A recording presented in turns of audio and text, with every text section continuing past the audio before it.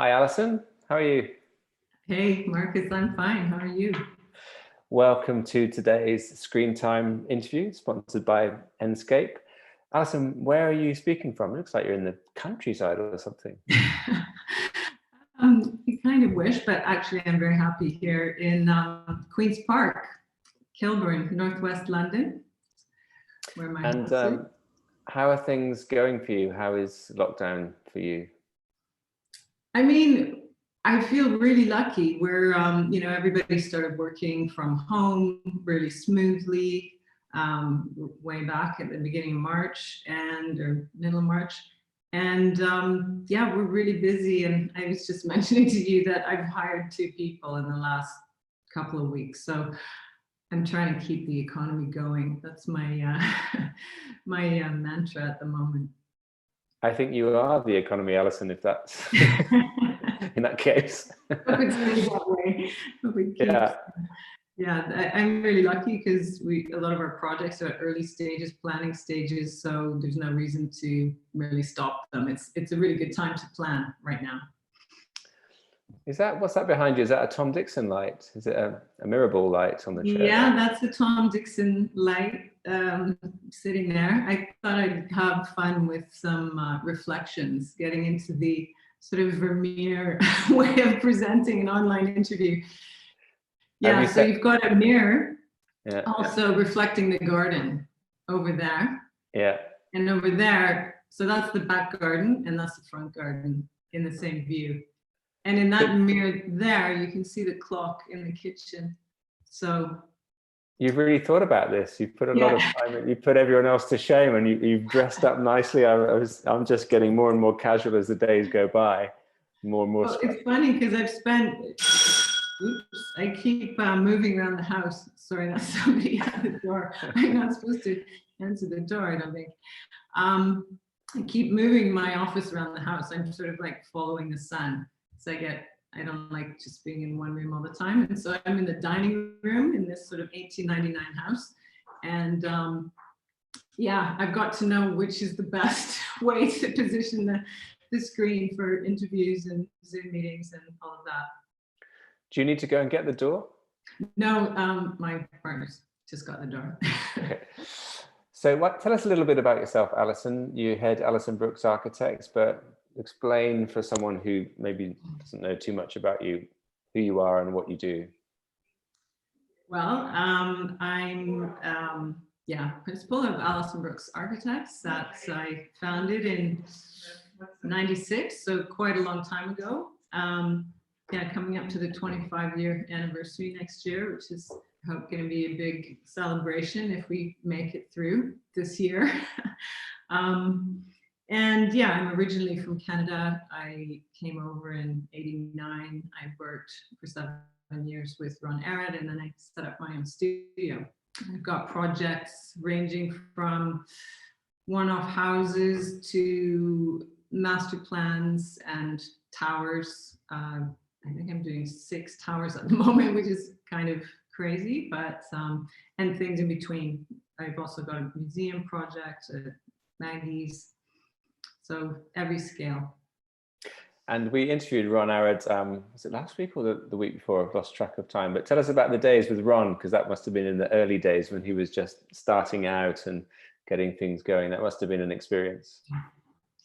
Yeah, it was a really great experience coming from Canada and having worked in a lot of practices in Canada.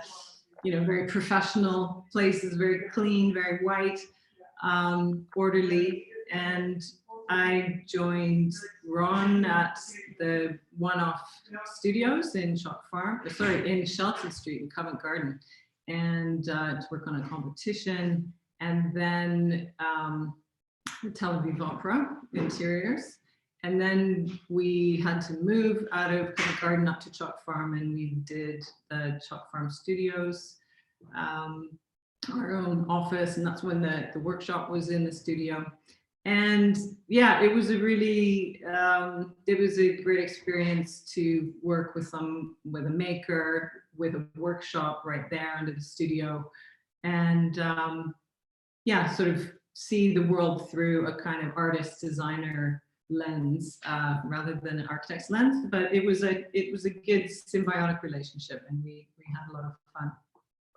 And we're dating ourselves now a bit to talk about the one-off period, but you mentioned one-off.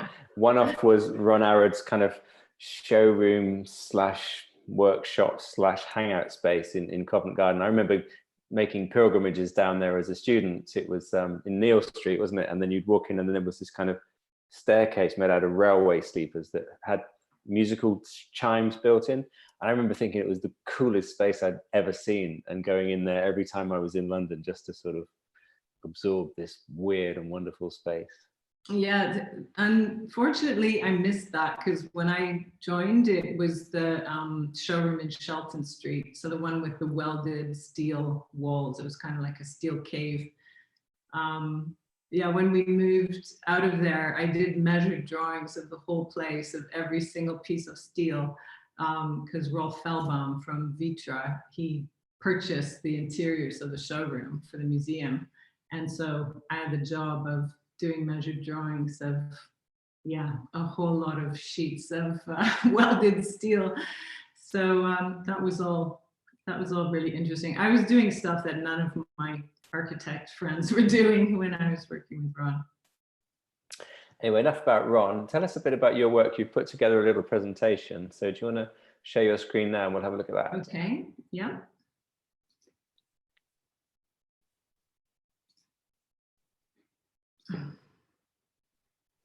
Go to full screen.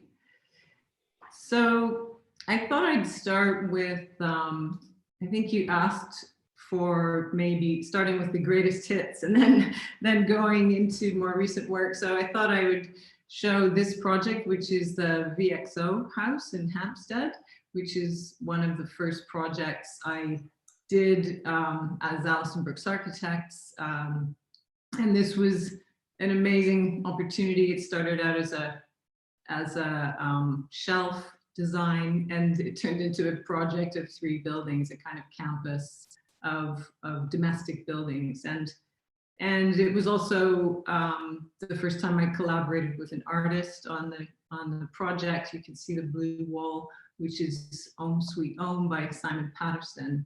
And yeah, it was a way of working with landscape with a kind of existing 1960s language and really pushing that to a kind of extreme. And it was a super popular, well-published project. It won an RBA award and was published all over the world. So in a way, it was a stepping stone to a lot of other work. Try to go to the next slide. So yeah, along the way, amongst other projects, I did this project, which is another house in London, the Lens House in Islington. And this is also working with an existing house, a kind of early Victorian house, and converting it, opening up internally, adding a workspace for a photographer's agency on the right, the sort of lower element. And this was in a way the opposite of the VXO house. Rather than working with individual components and elements and expressing each one as a separate object, this was about continuity and using one material to make everything. And obviously it's about the idea of lens-like apertures that focus on the landscape. So and this is yeah, the view from the bay window, focusing on this walnut tree, which is kind of the most incredible thing in the garden. And it was, again, another really well-loved project. At the other end of the spectrum, I also did the Smile, which was the landmark pavilion for the London Design Festival, I think in 2017.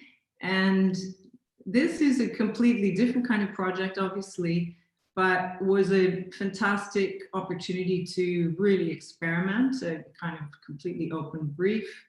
The only constraint was 73 cubic meters of tulip wood. And so and making a kind of really compelling object that visitors could enjoy, the public could enjoy, and that was the brief. And so this project was really about working with, well, really I was trying to make something that didn't look like a building at all, but is a building in a way. And so the geometry, the fact that it's a portion of a circle, it's made of one material, hardwood, CLT, it's very pure in terms of its structure, its geometry, its spatial qualities. And this was in a way, a really wonderful kind of piece of inhabited sculpture. At the other end of the spectrum is a project in South Kilburn, really close to where I live. So when I started my practice, I really wanted to work in the public realm, to do housing. I think housing is the kind of social project of architecture, and has such an important role in people's lives on a day-to-day basis and in terms of making good cities. So Ely Court here in South Kilburn, part of the South Kilburn Estate regeneration, is a contemporary interpretation of the London Mansion block. And this project, so there are no corridors. It's one of my principles in housing, is not to have corridors, so central cores leading directly to flats that are dual aspect, porticos, porches, private inhabitable spaces that contribute to the street. And this project was runner-up for the Mies van der Rohe Award in 2018, I think. And in ways has become a sort of exemplar for a lot of other housing projects around the UK. At a slightly bigger scale, I also started working with Argent in King's Cross. And for those of you who don't live in London, King's Cross is one of London's most successful regeneration projects. And the owner, Argent, have a really great program of competitions and sort of invitations to do significant high quality pieces of architecture within that master plan. So this project is called Cadence, and here I was trying to kind of draw on the spirit of St. Pancras Station, King's Cross Station, and bring a contemporary language of arches to residential architecture in London, and kind of really amplify that character that you get in King's Cross. This project, so I usually have one house going in the office at a time. Any more than one at a time is way too labor intensive. So this is Windward House, which really happy to see on Dezeen today. And this is a sort of 10-year long project with a client who bought a sort of derelict farmhouse, the one on the right, in Gloucestershire, and started a kind of very long and slow and careful project of renovation, restoration, and extension of this house to include the West Wing, which is on the left. And so that this house would become a place to display and store and live with their really wonderful art collection. And so really most of the spaces in the house are designed to hold these objects and display them. And the stair, I like to show this image because I think stairs are such an important part of architecture, and especially houses, domestic houses. They're the pieces of architecture that you really touch and really physically engage with. And this stair in Windward House I designed as a kind of cellular structure. There's treads cantilever off that central spine, and the spine is made of cells that are structural. They stiffen the stair, but they're also to display small objects in the owner's collection. At the same time, I was designing and building Exeter College's Cohen Quad in Oxford. And this is probably my first project in the education sector, higher education. Exeter College is a 700-year-old Oxford college. And like all Oxford College quads, it's sort of like an entire campus in a building. So you can see there's a retained historic facade at one end, but it's an entirely new build project that contains teaching spaces, social learning spaces, an auditorium, seminar rooms, archive, cafe, common rooms, fellows studies, fellows apartments, and student rooms. So it's a really complex brief, but what's was an amazing opportunity was to sort of bring the idea of a journey and of a sort of scholarly home, brings these ideas of domesticity and familiarity and intimacy into a sort of institutional project. So this is the glazed timber cloister that leads into teaching and seminar rooms, and also to the learning commons, the social learning space. And this is just a very short video showing qualities of light on the sides of the cloister. And that leads to the learning commons is just one shot of the central social learning space, which is the first dedicated social learning space in any Oxford college. So in a way, it's all about making a building that provides many, many different places for students to gather, to learn. And this is the auditorium, which is a more formal teaching and multi-purpose space.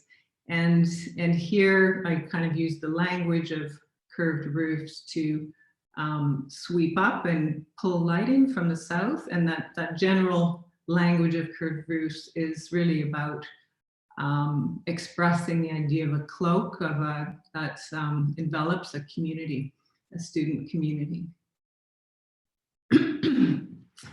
Now this is, I'm moving on to the sort of future projects here, and this is our site for York Castle Museum.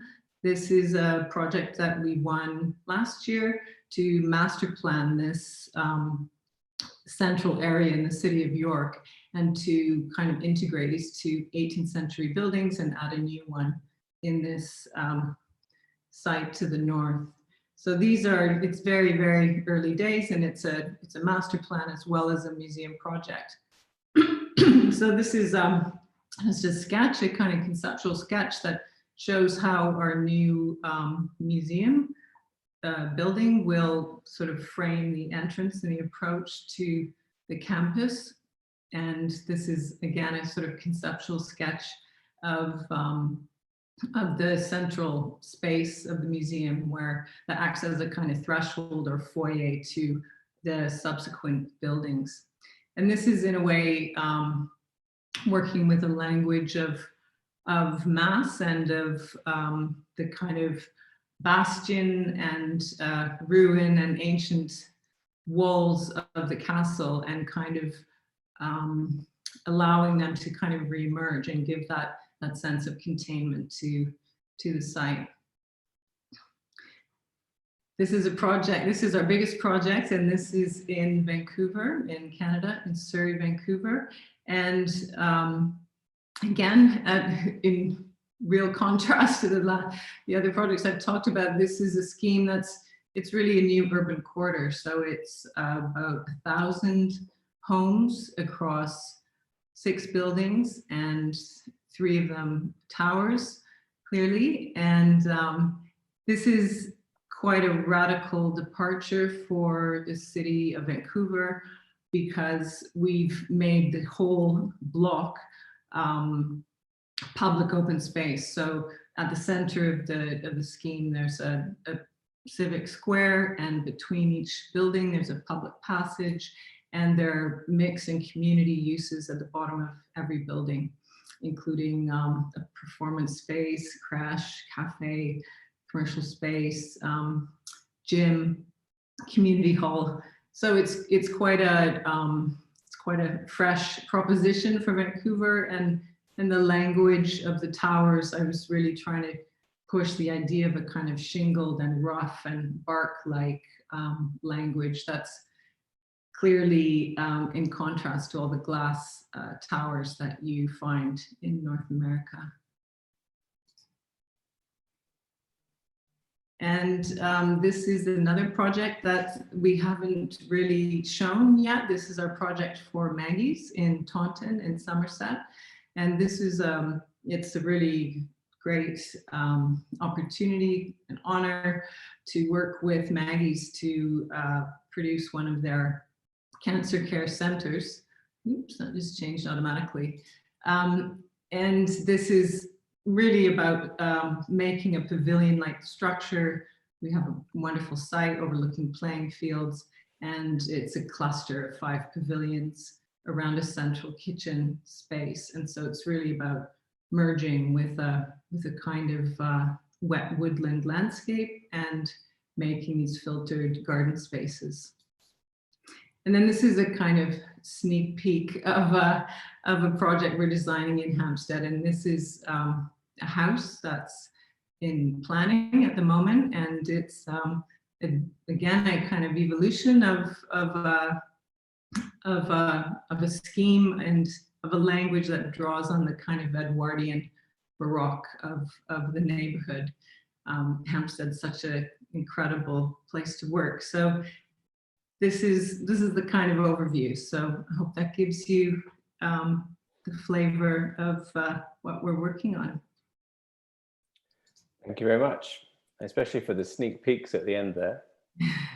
One thing that really caught my ear when you mentioned it was how you don't have corridors. So tell us more about that. Like, are they banned? You don't allow your team to put corridors in anything? Looking at your house now, actually, I can see that it doesn't look like you have any corridors there either. This is a sort of central stair hall. Yeah, I guess I do try to imitate you know, houses that have good central stair halls with my housing projects. It's really a challenge because you know, the typical model for housing projects is a lift, you know, stair and lift core, and then long corridors, and I do everything I can to avoid those corridors. So that's why the mansion block is a typology that I think is really relevant and useful, because in a mansion block you have the stair, the lift, and then 3 or 4 flats off that core. So there's no corridor. And I just think, you know, stair landings and stair halls are what make people feel at home, and you feel like you can get to know your neighbors. And I think long corridors are, you know, they're sort of the antithesis of that. And, you know, they're rarely generous enough or wide enough or high enough. And so, yeah, it's one of my quests, things like that and high ceilings. It's another rule I have, no ceilings lower than 2.6 meters. Have you ever designed a hotel? And if so, did you manage to avoid corridors in the hotel? Well, I did do the interiors of the Atoll Hotel in Germany way back at the beginning of ABA. And I remember we tried to gather all the sort of pipes that you get in corridors and put them in a sort of curved belly to remove that idea of, or just those terrible proportions of low corridors. But in my subsequent projects, I've always taken all the services and put them in the rooms either side, so you get the full height and the concrete ceiling, and you get a sense of the building rather than the suspended ceiling. And a lot of your projects are housing, and you talked about how housing is kind of like architecture's gift to the city or something like that. And your projects range from private houses to public housing to mass developments like the Vancouver project. What's your opinion on the architect's responsibility to house people well, and the power or lack of power you have to make your vision happen in given all the constraints of policy, finance, land, and everything like that? I mean, it's tough. It's a tough gig for architects working in housing. You know, and a lot of really good architects are working in housing now. 20 years ago, there weren't so many, but I think the new generation believes, like I do, that it's a really, really important job, and really good architects should be taking on housing. I think it's just you need to kind of set the bar and set the standard when you start to work on these projects with clients, and that's why I often say it's my best clients are like Brent Council and Exeter College, because the local authorities, they often really do understand that responsibility to future generations to make housing generous and adaptable and beautiful and kind of civic. I often call it civic building, that housing is the most civic of all civic buildings, because it frames the space of the street, it frames all of the public spaces that we use on a day-to-day basis. So we should be investing in housing at the same level that we invest in so-called civic buildings. And I think everybody's starting to realize that. It's been a slow process, but you know, it's important to work with clients who, even housing developers who see themselves as patrons of an art, you know, architecture is an art, and they are being patrons of that art, and that art can be housing. Two of the projects that you showed, the King's Cross project and the Vancouver project, are presumably private developments that take up quite a lot of space, but instead of them being private as in locking out the public, they welcome the public in. That's kind of a hallmark of King's Cross redevelopment. It's been controversial at times because there is a certain type of person that feels that public should be owned by a local authority or the state or whatever, and private, even if it's accessible to the public, privately owned space isn't really public space. But it seems like the standard of some of those privately owned public spaces is actually exceptionally high. So do you think that therefore the fact that it's private is mitigated by the fact that it's high quality public space, that private developers in a way are doing what local authorities used to do and doing it just as well? I mean, I think that's a nice way of putting it. I think it's true that there's a kind of tension around the idea of privately managed public space, and sometimes it's difficult to tell what's private or what's public, and a lot of people struggle with that. I think the thing is that it's not like it's a sort of conspiracy. I think it's an outcome of a kind of economic, like macroeconomic forces and business models and development models, and lack of government funding for whatever reason to deliver and maintain these public spaces. So it's such a big question, and you know, over the past 25 years, the solution that government has come up with, because of this lack of funding, is sort of giving those chunks of city to developers to act as stewards of that kind of landscape. I think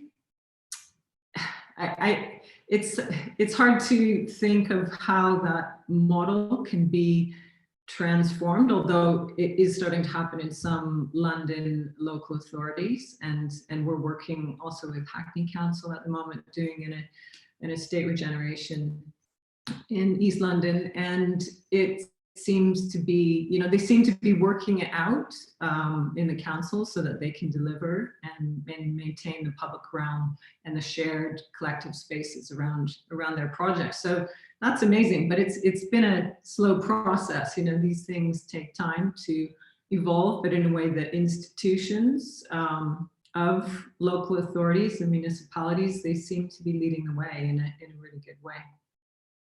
And in Vancouver, did you have to persuade the client to make that central space accessible to the public, or was it part of their vision that that was something that they wanted to give to the city, to give value also to the development for residents? Yeah, our clients, Rise, were really keen to see what could be done on this site, which is, it's a very big block. It's much bigger than a typical sort of Vancouver block. What could be done to break the mold? What could be done to create a sense of neighborhood and to bring people in the wider neighborhood sort of into and through the site? I mean, this is something that we really brought to the project, but they were really up for it and really welcomed it as an alternative, because there's a very familiar model that's sort of replicated in North America in terms of high-rise urban residential that's generally very closed. So our proposal was a really welcome change, and also we introduced a mansion block. So that sort of C-shaped block is a 6-story mansion block, and that's really a new typology for Canada.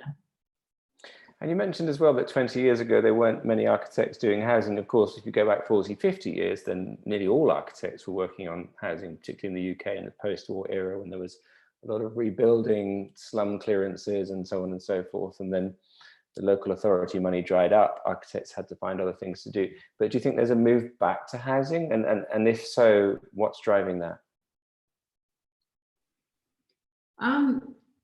I think there is a move back to housing. I mean, there is a housing crisis. There's been a housing crisis for as long as I can remember in London. And I think it's, yeah, there's such a huge demand for housing, and there are a lot of developers working in that sphere. And as local authorities have become more demanding about design quality, then developers have realized they need to get good architects to produce the designs so that they can get planning. And, you know, most of them do want to produce good neighborhoods and good buildings, but I do think you know, these things happen in waves. That in the late 80s, early 90s, there was you know, a lot of really low quality housing produced, and everybody started complaining.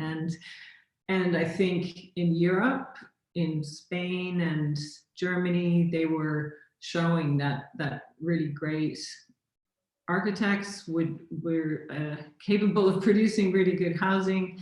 And it took a while for those models and that mentality to kind of make it to the UK. But it really has transformed in the last 20 years, for sure. You showed a couple of projects that involved timber construction. Well, one of them was only made of timber, the Smile. What's your stance on materials, particularly when it comes to sort of embodied carbon and recyclability and environmental issues? Yes, that's another tricky question. I think there's no simple answers anymore. You know, I love working with timber. I come from Canada. You know, virtually every building, other than really tall buildings, are made of timber or of timber frame in North America. I think the difficulty is when you get into longer span structures. You know, it's difficult to achieve those with timber.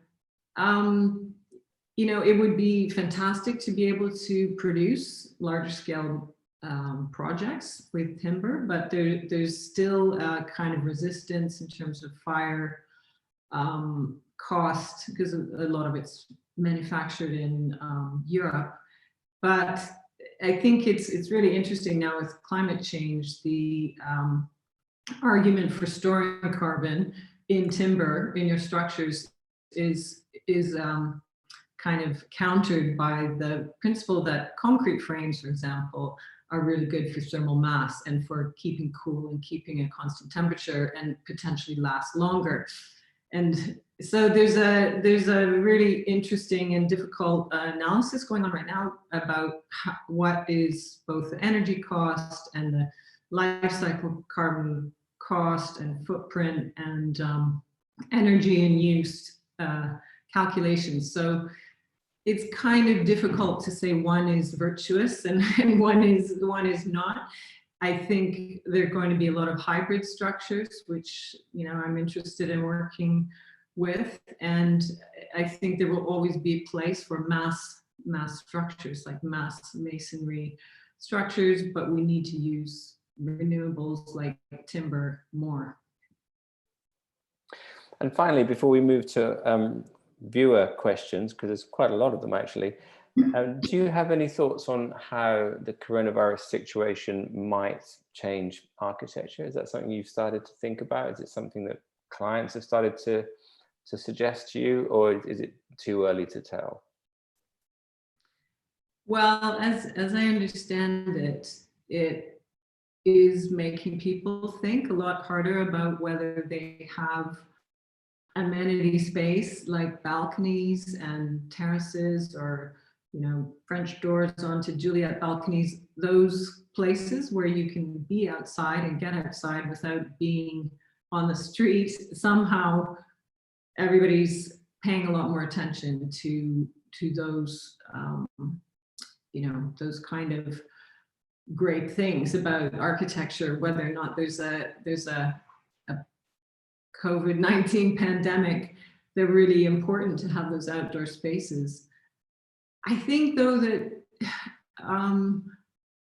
I think there's going to be a value shift. There's already a value shift that's happening, and everybody is thinking really hard about how we should live together in the future and how we can live better together in terms of looking after the planet, the environment, our neighbors, the people who keep us alive and keep us safe.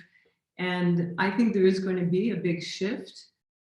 I think in architecture, it might take the shape of, I hope, more generous spaces, like more a sense of generosity and generous places where people can gather, because I think everybody really wants to get together again, and it's not going to be like we all move to cells for isolation. I think the opposite will happen. We all want to be together. We all want that actual real-time experience with people we love and people we don't even know we love.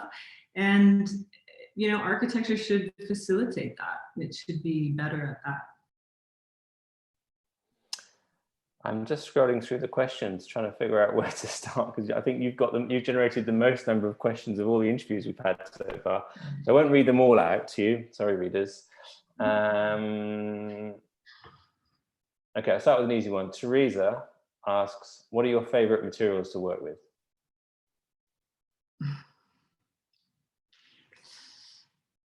Shall I read her other question? You might want to answer this one. How do you feel about the tiny house movement? Okay. There's another one as well. You can take your pick. I'm not really a huge fan of the tiny house movement, I have to say. I don't know anybody who needs less or wants less space, especially young people. Everybody wants more space. And I think too often the tiny house model has been used to kind of max out a site in terms of density and max out the revenue, and not provide the kind of spaces that people can stay in for a long time, or, you know, grow their families or whatever they want to do. I think we need generous, adaptable places that people can move into, rent or buy, and stay there for many, many years. Like, that's the most sustainable way of providing dwellings, in my view. How we achieve that, how we make that affordable is the big challenge.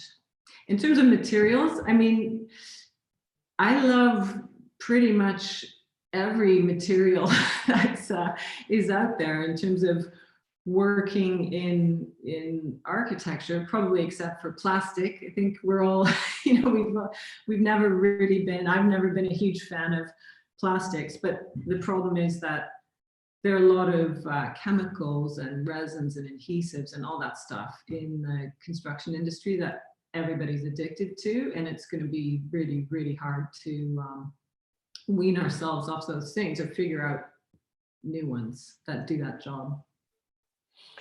Actually, all of these questions are quite hard ones. This one from Simone. Hi, Alison. What's your take on biophilic design in architecture and design, especially now that social isolation is becoming the norm for the short term and the mental health of everyone is worth more consideration?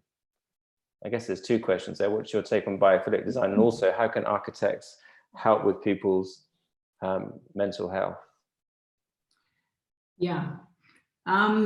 Well, I think the principles of biophilic design are great. I think a lot of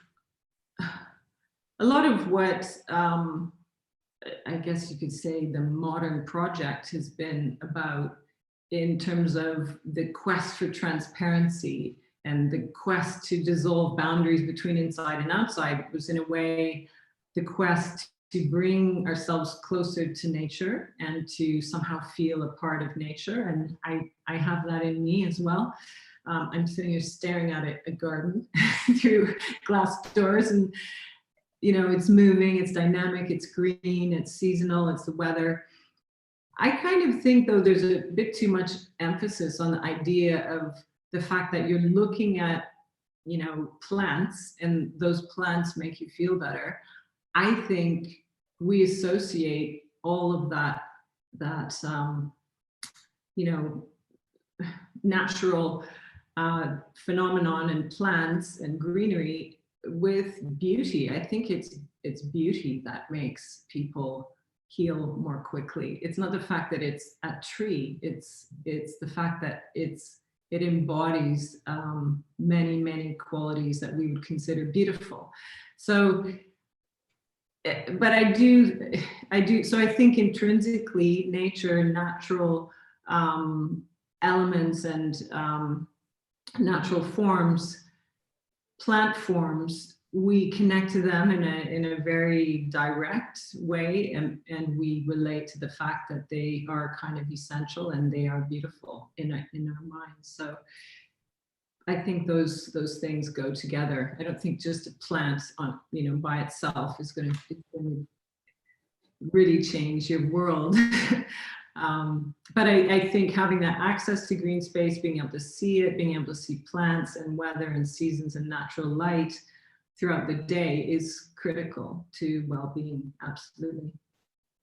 And final question, an easy one from Abdo, who always asks the question on every interview. What books would you recommend?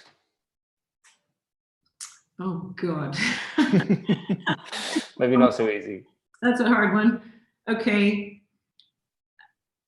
I think it's good not to read too many books about architecture. I don't know if he's an architect, but I think it's good to read books that give you a sense of history and culture and how we evolved, and the kind of politics and sociology of sort of how we've arrived where we've arrived as a culture and as human culture. So I would recommend you read Life and Faith, Vasily Grossman. It's kind of like the War and Peace for the 20th century, and it's a life-changing book. And the wisdom that you get from reading a book like this just goes way beyond any architecture tome. Brilliant. Thank you so much, Alison. Great to see you, and hope to see you properly in the real world before too long. You too. Okay. And good luck keeping the architecture economy of London going single-handedly. Okay. Thanks a lot. Bye-bye. Bye-bye.